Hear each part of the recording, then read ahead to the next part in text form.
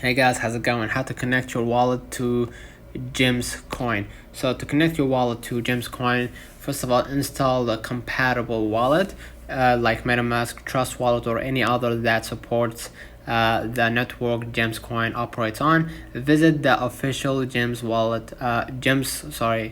coin website or the platform where Gemz coin is used, right? So we're gonna visit the official website if they have one, right?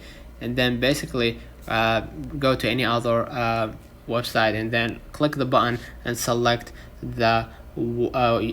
your wallet from the list of supported wallets and follow the prompts to authorize a connection between your wallet and the Gemz coin platform. This usually involves logging into your wallet and confirming the connection request, and once connected you can manage Gemz coin transactions, access features, and interact with the platform. And by following these steps you will successfully connect your wallet to Gemz coin. So let me know in the comments if this video helped you. Don't forget to like and subscribe.